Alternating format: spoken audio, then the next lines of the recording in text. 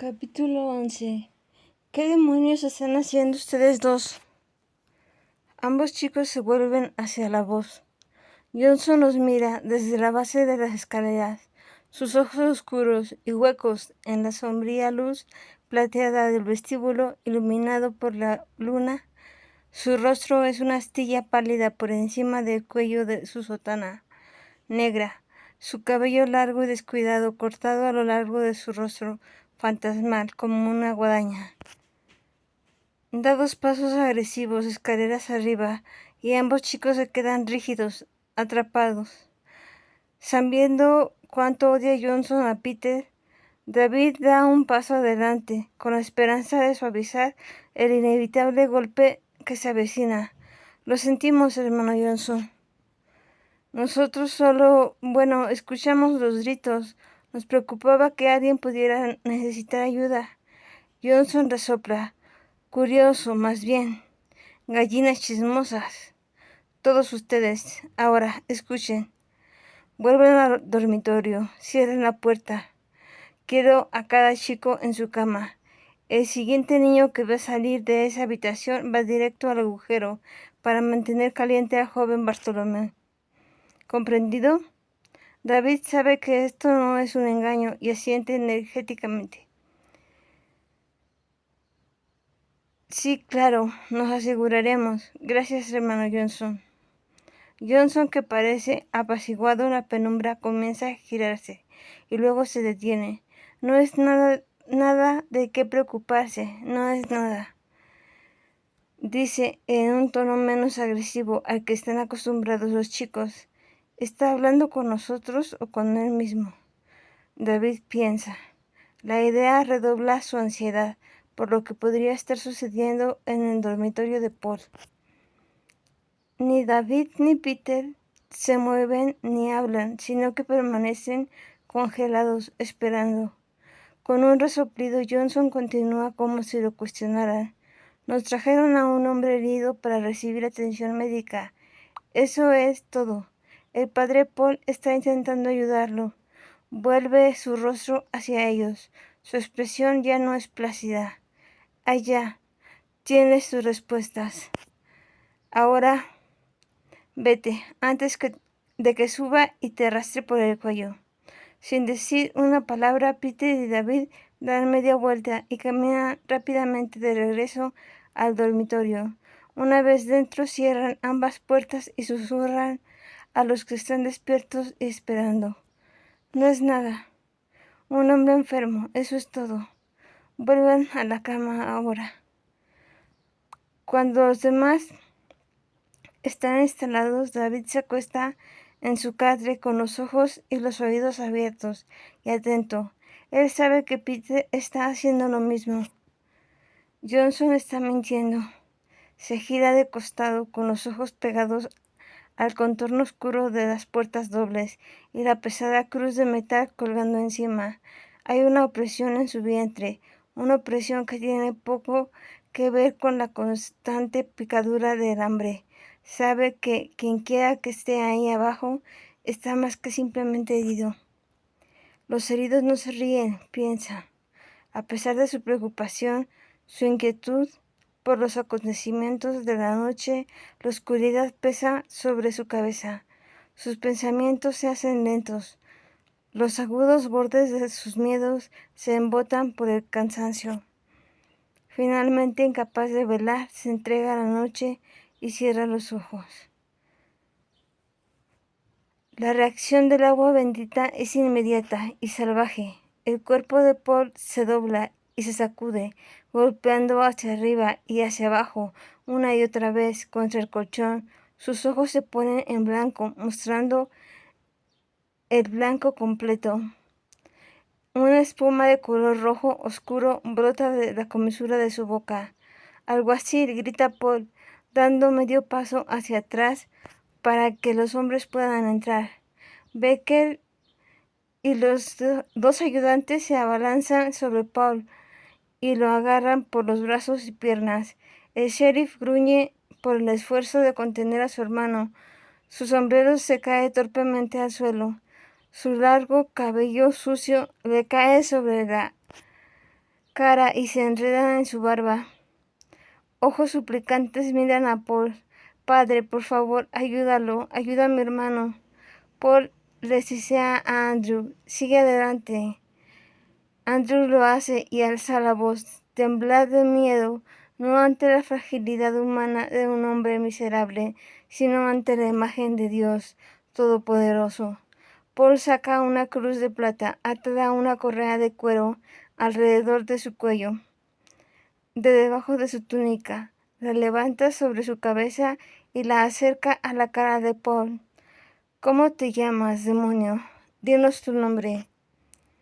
Se oye un fuerte chasquido. Andrew deja de leer. Hay una quietud momentánea en la habitación, como si el tiempo hubiera sido absorbido, una fracción de segundo del purgatorio. El brazo de Paul está libre y su mano liberada ahora sostiene la parte superior astillada de un poste roto de la cama. Imposible, piensa Andrew. Paul grita una advertencia. Alguacil. El tiempo se reanuda, aparentemente a doble velocidad, mientras la loca obra avanza con una rapidez terrible e imparable, como si el tiempo fuera un gran carrete de hilo lanzado cuesta abajo, gruñendo. Paul clava el poste sillado como una espada en el cuello del ayudante más cercano a la cama. La punta se hunde profundamente en la carne, mientras el grito del hombre es cortado con su garganta. Gruñendo como un perro rabioso, Paul libera el arma improvisada. La sangre brota de la herida en un arco salvaje, mientras el hombre se aleja girando con las rodillas dobladas y colapsando al suelo. Paul patea salvajemente con un pie desnudo y ennegrecido. Otra publicación se libera. Balancea el poste ensangrentado que tiene en la mano hacia el sheriff, quien cae hacia atrás para evitar el golpe.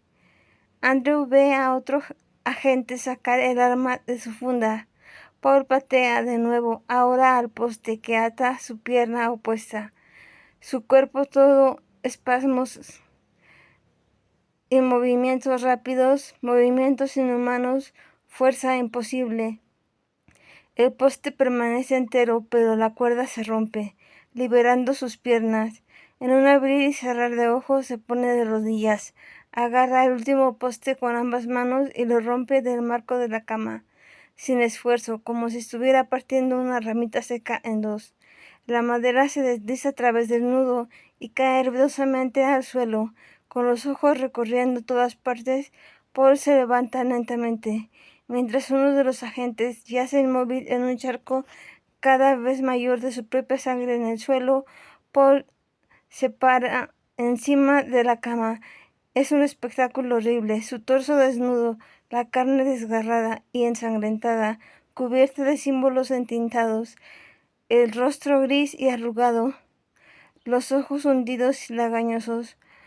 Es alto y delgado, la parte superior de su cabeza casi roza el techo bajo, pero fuerte.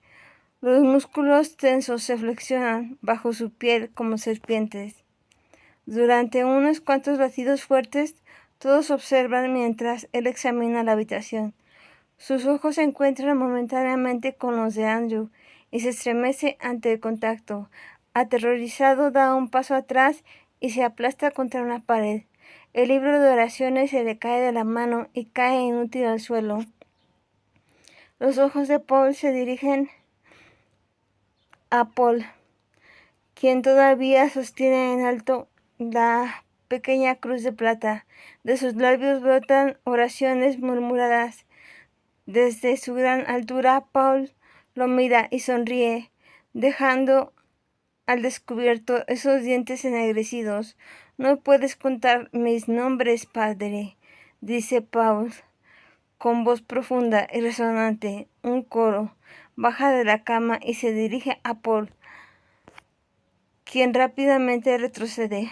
Paul se cierne sobre él fácilmente, una cabeza más alto que el curtido sacerdote. Su torso destrozado sangra más libremente con el movimiento, corriendo en riachuelos por su pecho, goteando la parte superior de sus pies descalzos, manchando el suelo. Cuerdas cuelgan de sus muñecas y se alejan de sus tobillos. Todavía sostiene la estaca de madera ensangrentada. La espuma y la baba empapan la barbilla sin afeitar. La saliva cuelga como un hilo de su labio inferior. Sus ojos son ampollas, su rostro el de un cadáver anciano. Se inclina levemente, mira a Paul a los ojos y susurra: «Porque somos muchos». Andrew capta un movimiento desde su izquierda, cuando el sheriff Baker rodea la cama, sin prisas y con cara sombría. Levanta su pistola, la presiona contra la bisagra ósea de la mandíbula de su hermano, justo debajo de la sien, y aprieta el gatillo. El disparo es ensordecedor. En la pequeña habitación, Andrew grita y se tapa los oídos. Un chorro de la cabeza de Paul sale disparado y encuentra una pared. Se desploma hacia atrás y aterriza torpemente encima de la cama. Una muñeca rota, un gemido escapa de sus labios, un largo gemido que es en parte vocal y en parte un silbido finito de escapar de la vida. Andrew se aleja de la pared y pone una mano en el hombro de Paul. «¿Estás bien?». Paul asiente y ambos dan un paso adelante y miran lo que queda de Paul Baker. «Deberíamos orar por su alma», dice Paul, pero sin energía. Andrew no dice nada, solo puede mirar al hombre que agoniza en la cama empapada de sangre. Observa solemnemente cómo la cabeza de Paul Baker se mueve una vez antes que su mandíbula se abra, la lengua negra salga y su cuerpo se quede quieto.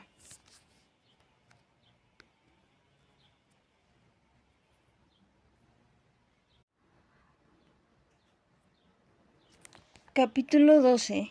Oigo el disparo y pienso, al principio, que es mi sueño recurrente, el recuerdo de mi padre pero sentado en la cama. Sé que no lo es.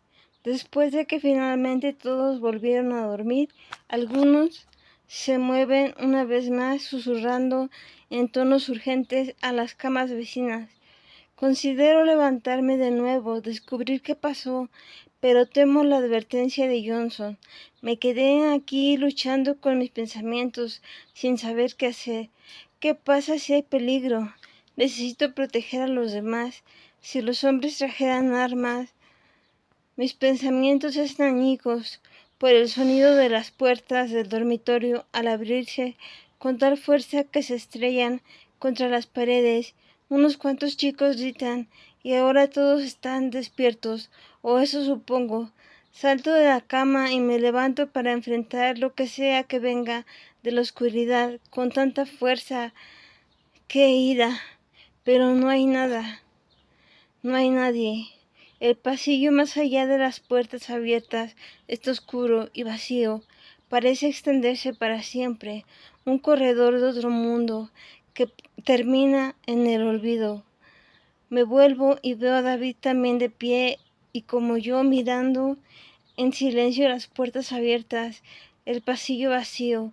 Intento pensar en qué decir, pero no puedo formular las palabras ni encontrar ninguna respuesta. No tengo idea de lo que pasó. Solo ahora me doy cuenta de que estoy temblando incontrolablemente.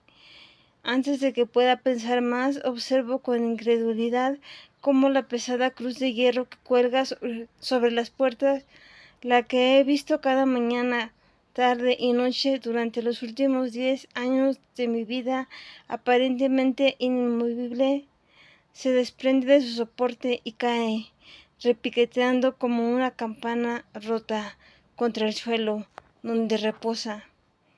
Me devuelvo aturdido y veo que muchos de los otros chicos ya están fuera de sus camas, de pie y mirando. Alguien está llorando.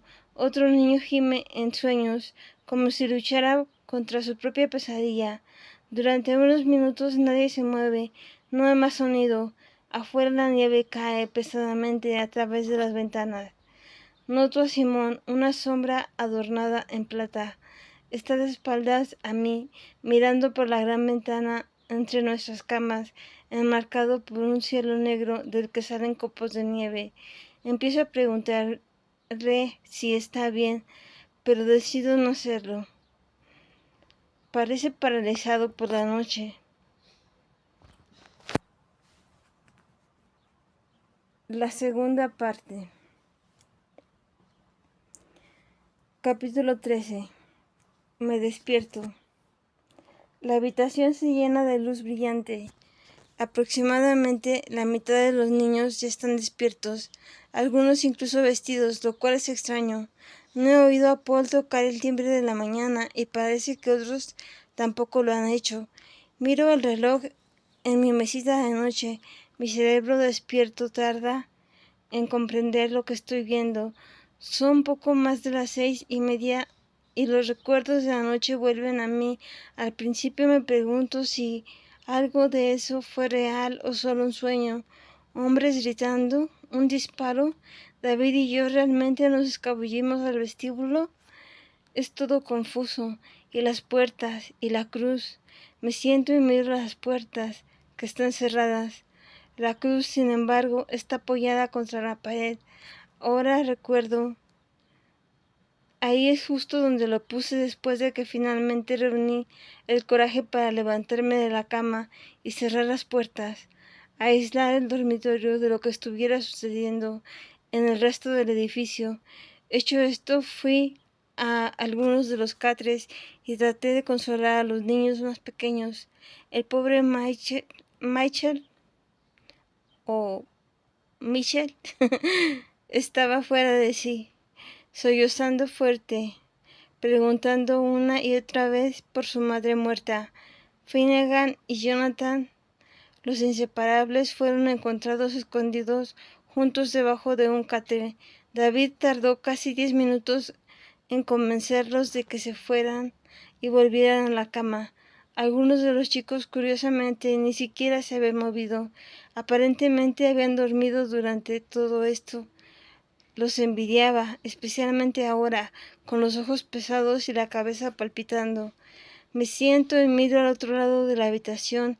David todavía está dormido y decido dejarlo en paz.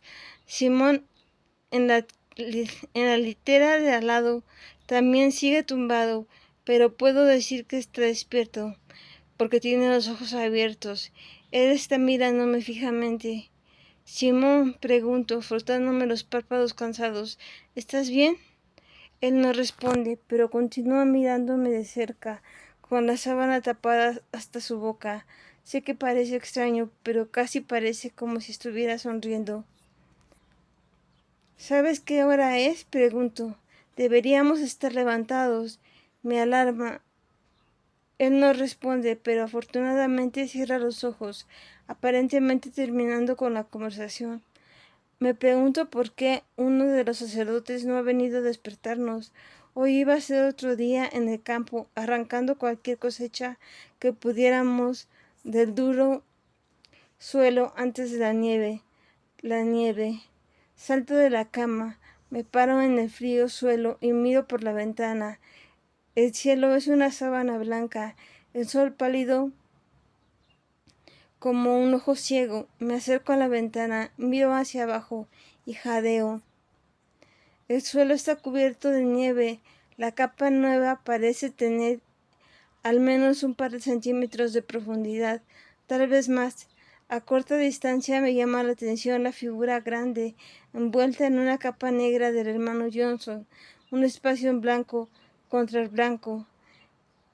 Él camina hacia el espacio entre el granero y el camino angosto, y me doy cuenta de que va a buscar a Bartolomeo. No puedo evitar preguntarme si el niño todavía está vivo.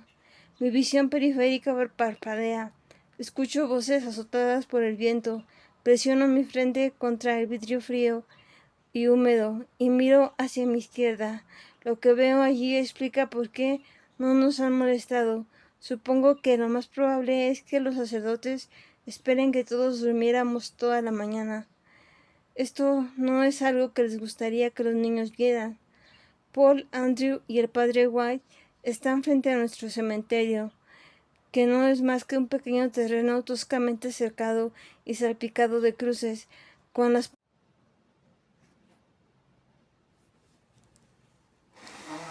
puntas afiladas clavadas en la tierra, cerca de las cabezas de los niños muertos. Que yo sepa, al menos un sacerdote duerme en la tierra con los huérfanos, un hombre llamado Gideón, que murió el año en que llegué, tras haber sucumbido a una cepa de gripe que también se cobró la vida de varios niños. Junto a los sacerdotes hay otros 3 hombres, y supongo que fueron los que llegaron durante la noche, más cerca de la carretera. Hay un carro tirado por caballos. 3 caballos más están atados a una puerta cercana, pisoteando la fina capa de nieve hasta convertirla en barro. En el suelo, a los pies de los hombres, envueltos de pies a cabeza en arpillera marrón, hay 2 cuerpos. No sé si los hombres se están preparando para enterrarlos o llevárselos. Supongo que uno de los cuerpos es el hombre herido del que habló Johnson.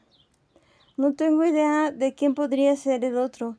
Intento recordar los sonidos del caos en la noche, las risas horribles, los gritos, las voces fuertes, el disparo de pistola.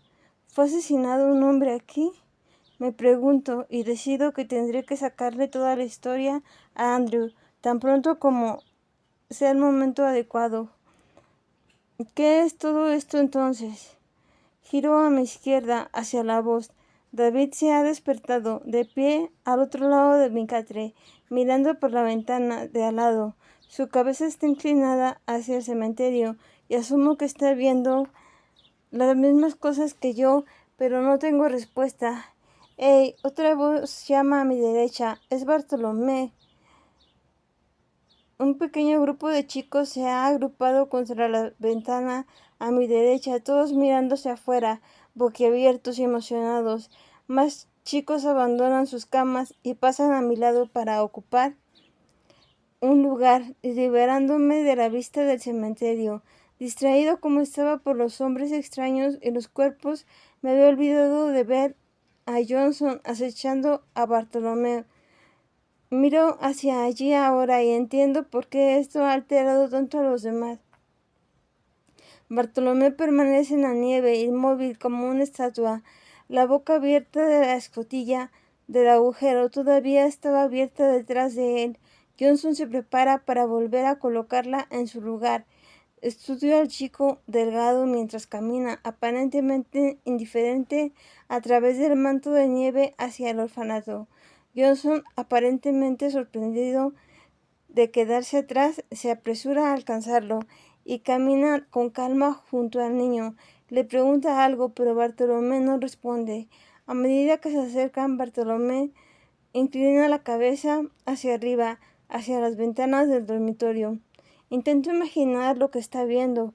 Rostros pálidos a través del cristal distorsionado, manos presionadas en señal de curiosidad y saludo, todos los ojos siguiendo su regreso hacia nosotros, hacia la calidez y el consuelo, a la realidad. Me empujan de nuevo, pero mantengo mi lugar. Algo en lo que estoy viendo me parece extraño, pero no puedo identificarlo. Paso una manga por el cristal, limpiando un parche empañado por una fina película de condensación. Bartolomé está ahora cerca, casi debajo de nosotros. Todavía mira hacia arriba y por un momento parece que no solo está estudiando las ventanas, sino que también me mira directamente. No puedo evitar la sensación de que me está mirando a los ojos. Entonces me doy cuenta de lo que tiene de malo, algo que nunca había visto en un niño que acaba de pasar una larga y fría noche en el hoyo. Él está sonriendo. Capítulo 14. Andrew observa a Paul y al sheriff con una desconexión de ensueño. Está exhausto, pisoteado emocional y físicamente, y todavía se tambalea en una incredulidad parcial por los acontecimientos que presenció hace solo unas horas. El diputado Paul Baker, al que habían apuñalado en el cuello, estaba muerto. Paul Baker también estaba muerto. El sheriff y los 2 ayudantes que le quedaban se habían disculpado con el padre Paul y con Andrew por provocar el horror en su puerta.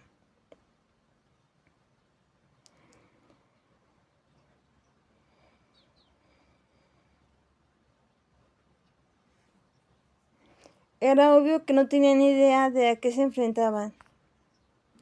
Andrew está convencido de que Paul Baker había estado poseído, lo cual era inverosímil, pero como le habían enseñado muchas veces, con ejemplos agudos y relatos de primera mano, no era ni remotamente imposible. Los demonios estaban allá afuera, una infestación entre la gente del planeta, los restos de una batalla librada desde antes de la existencia del hombre, una guerra que continuaba todos los días.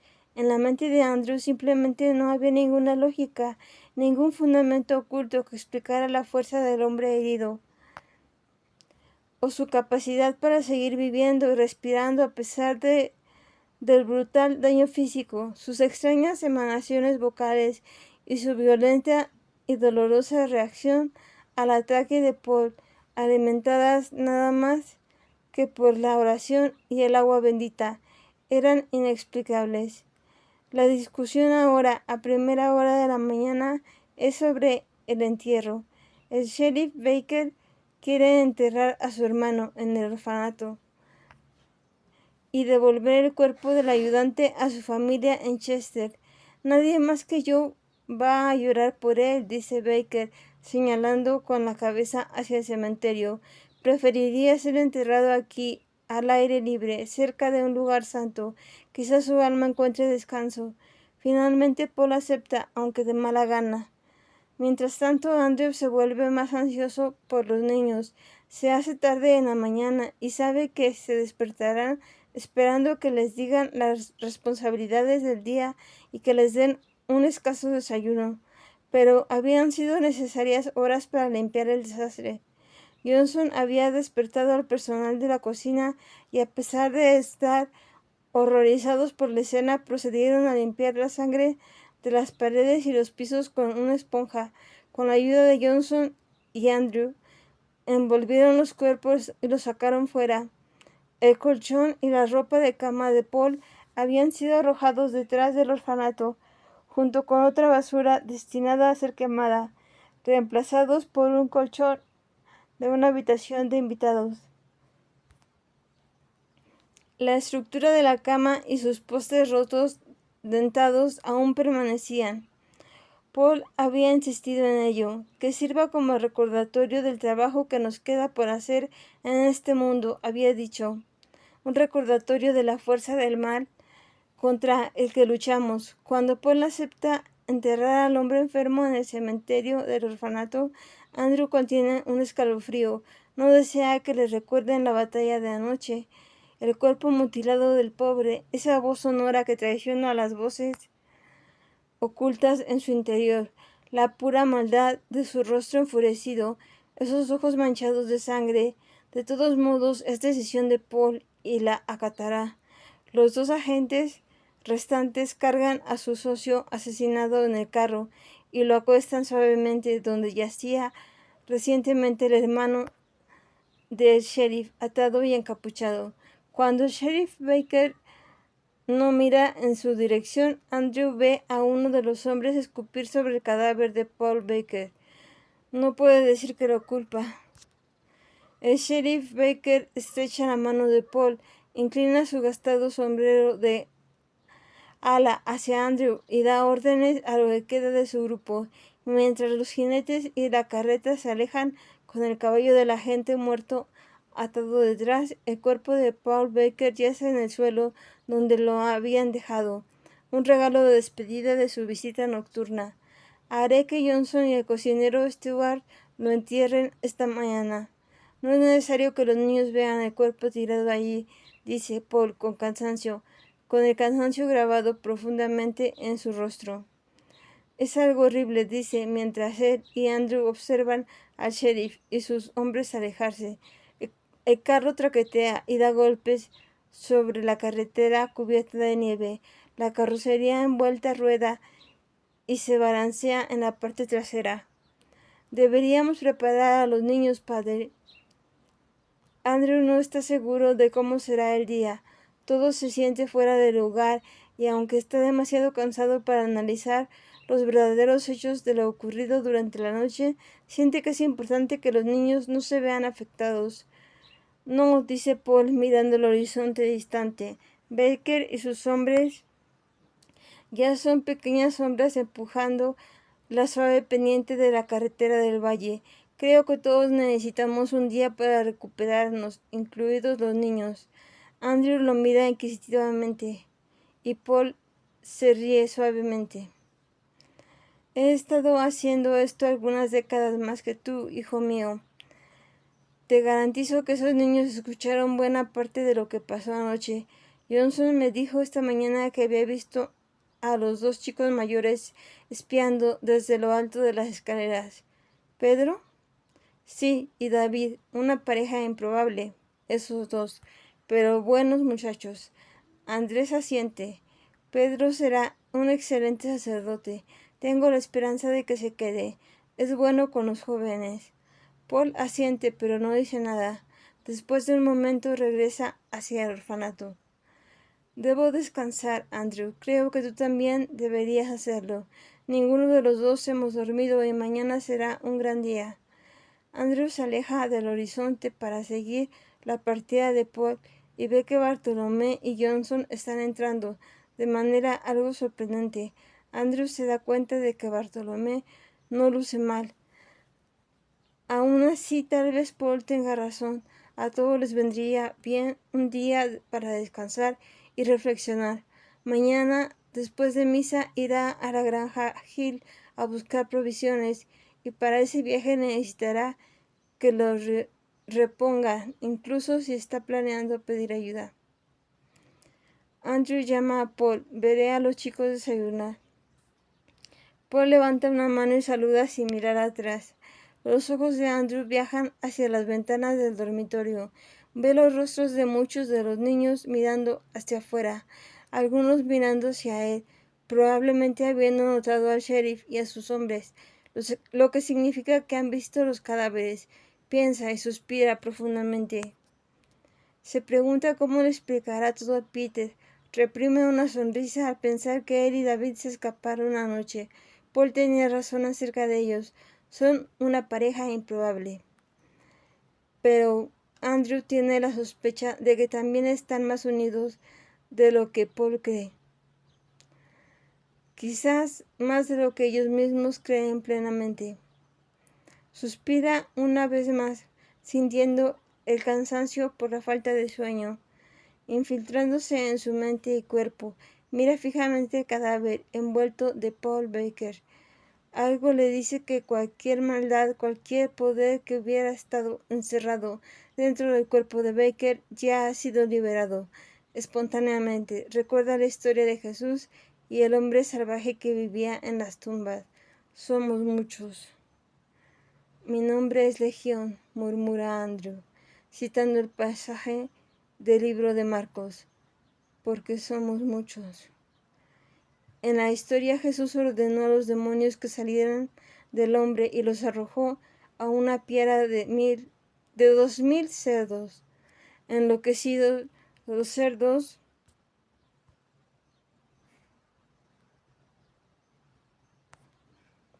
se precipitan a un lago cercano y se ahogan.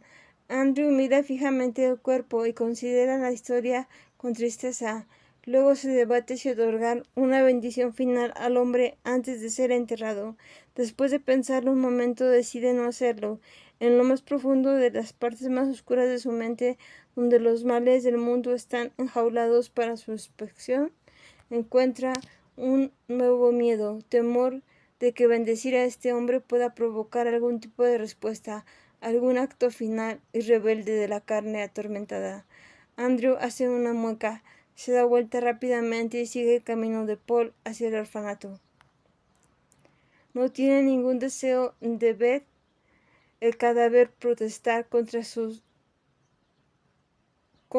sus suscitas ataduras.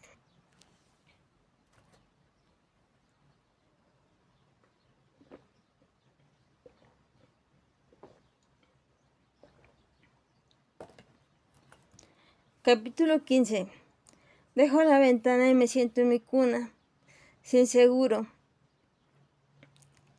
de qué hacer a continuación. Es muy inusual que me den más tiempo libre por las mañanas y como la mayoría de los chicos no estoy seguro de qué hacer conmigo mismo. Espero que la cocina esté preparando el desayuno, aunque solo sean galletas, porque tengo el estómago lleno de agujas y agudas punzadas de hambre me atraviesan cada pocos segundos. No me doy cuenta de David hasta que se sienta a los pies de mi catre. Los resortes crujen bajo el peso de dos de nosotros y lo miro sorprendido. No es propio de él ser tan familiar. Mirándolo ahora me resulta extraño pensar que conozco a David casi toda mi vida. Llegó a Saint Vincent aproximadamente un año después que yo, y en ese momento éramos dos de los muchachos más jóvenes, ambos todavía aturdidos por nuestro abrupto cambio de escenario, la interrupción de nuestra infancia. No nos llevamos bien como muchos otros en situaciones similares, ciertamente nada como Jonathan y Finnegan, nuestros famosos gemelos, a pesar de haber nacido en continentes completamente diferentes. En cambio, él y yo gravitamos uno alrededor del otro, ni amigos ni enemigos, como las lunas de un planeta que no teníamos interés en observar, pero en cuya órbita nos vimos obligados a residir. Ahora, años después, somos los mayores de los chicos. Los que nos precedieron se fueron a talleres o al ejército. Muchos murieron, al menos uno se escapó. Ser el mayor, ambos al menos 2 años mayores que cualquiera de los otros huérfanos actuales, siempre ha supuesto para mí el peso de una responsabilidad adicional, un lastre al que mi formación para el sacerdocio no ha hecho más que sumar. Nunca pensé que David sintiera lo mismo. Estoy empezando a pensar que estaba equivocado. Extraño, ¿verdad? Dice en voz baja. Lo estudio sin entender. Él asiente con la cabeza hacia el extremo norte del dormitorio, y yo miro. La mayoría de los niños ya están despiertos. Habría sido imposible dormir, dada la excitación y actividad de los demás. Muchos se sientan en sus literas como si no pudieran funcionar sin instrucciones. Una pareja se puso zapatos y abrigos y se apresuró a visitar la letrina. Sin embargo, lo que David está indicando es algo completamente distinto, algo que no puedo explicar. En el otro extremo de la sala, un grupo de niños está sentado en el suelo con las piernas cruzadas, formando un círculo. Esto en sí no es del todo extraño, aunque ciertamente no es común. Es una combinación de chicos de lo que es la combinación de chicos lo que lo hace extraño.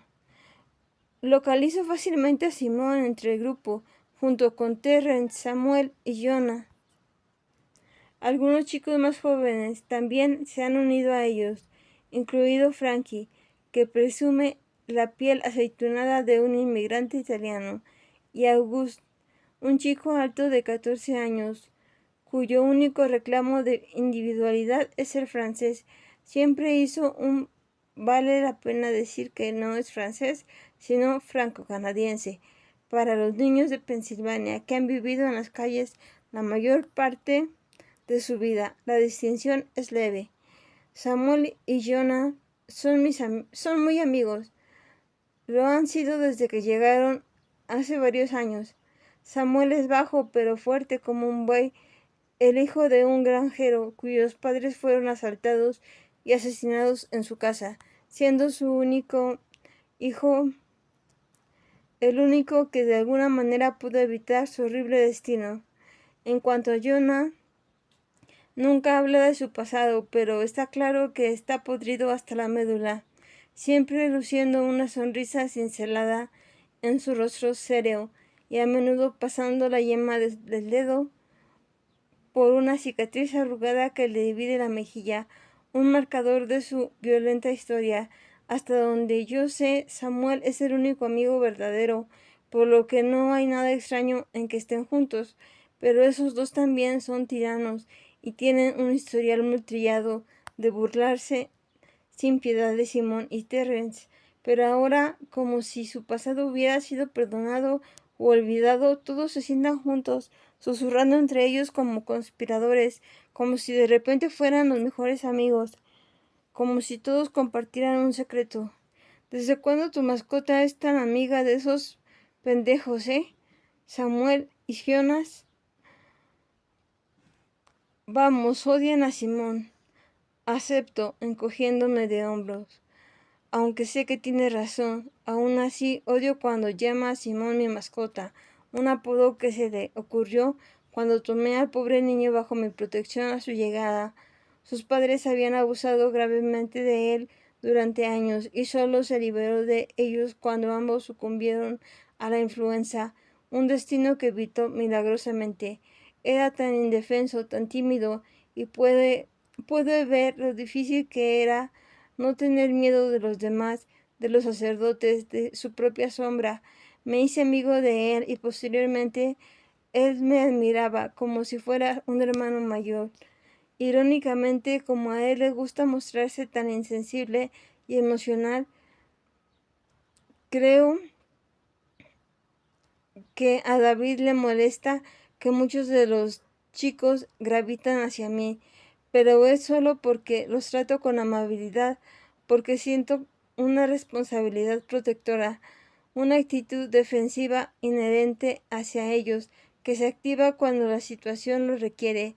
Sé que si David alguna vez les diera a los niños más jóvenes, aunque fuera el más mínimo patrocinio, ellos también acudirían en masa a él. Esta capa exterior que lleva a muchos, tanto sacerdotes como niños, a malinterpretar a David. No ven en él la bondad que yo veo. Tiene un gran corazón audaz como una rosa en plena floración, aunque esté rodeado de espinas protectoras.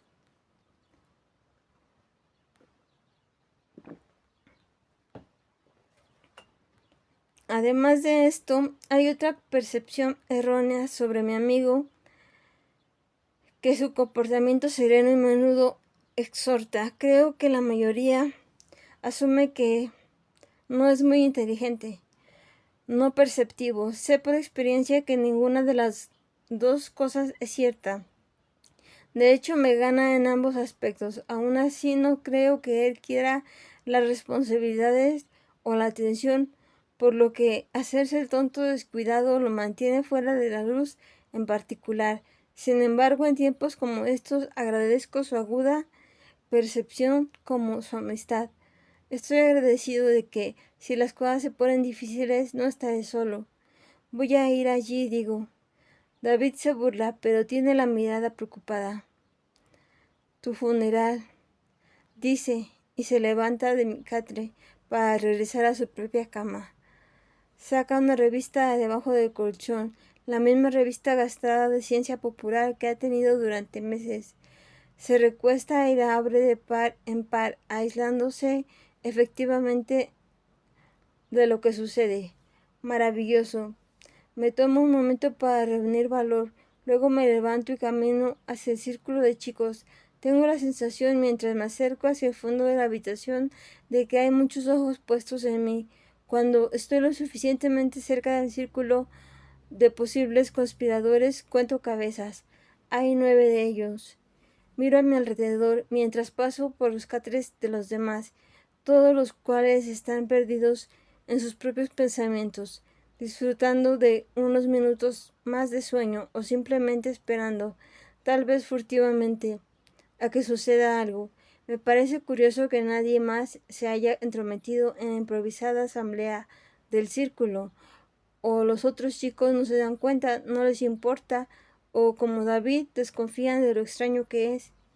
Sonrío mientras me acerco a ellos, esperando proyectar una indiferencia amistosa, incluso si no es exactamente como me siento, ni siquiera cerca.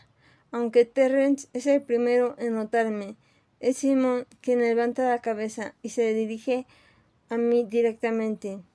El resto de los chicos se quedan callados. Hola Pedro, hola Simón, ¿qué están haciendo? Simón sonríe ampliamente y lucho contra una sensación de náusea en el estómago, mientras el resto de ellos giran la cabeza y se dirigen a mí con miradas vacías. Oh, nada, supongo que estoy disfrutando de la mañana libre. Desde un catre cercano detrás de mí, Jonathan habla. Es como unas vacaciones. Él y Finnegan se ríen, y me doy cuenta de que pase lo que pase, los demás al menos están observando, si no escuchando desde la distancia. Es todo muy extraño.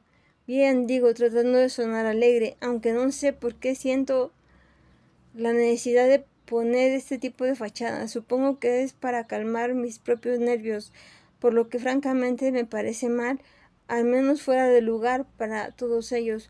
Bueno, espero que desayunemos lo suficientemente pronto, digo. Sé que estoy hambriento. Cuando ninguno de ellos responde, cuando no hace más que mirarme con esas expresiones en blanco, me doy la vuelta sonrojado por la vergüenza. Empiezo el viaje de regreso a mi propia cama, pero después de unos pocos pasos hago una pausa. No estoy a menudo al final de la habitación y me encuentro estudiando la longitud del dormitorio. Las puertas dobles en el otro extremo, las dos largas filas de camas simétricas, la ubicación improvisada de los huérfanos. Algo en mi visión se siente mal. Es como si estuviera parado en un barco que se mece suavemente. Nunca había estado en un barco. Al menos así me lo imaginaba. Toda la habitación parece balancearse, o tal vez una mejor descripción, palpitar, como si las paredes estuvieran succionando hacia adentro y hacia afuera, como pulmones, el mismo aire como un corazón palpitante, pulsando con movimientos constantes y repetitivos, como si bombeara sangre. Me froto los ojos y me obligo a estudiar la habitación de nuevo.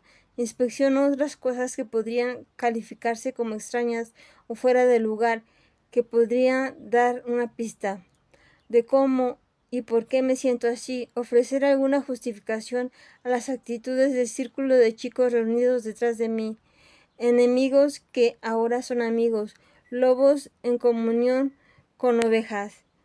Pero no encuentro nada más que me parezca extraño, aparte quizás de la cruz caída, todavía descansa solemne e indigno contra la pared del fondo. Por lo demás, todo es como siempre, sano y francamente aburrido. Decido que lo mejor que puedo hacer es vestirme, hacer una muy necesaria visita al retrete y tratar de averiguar cuál es el plan para alimentar a todos.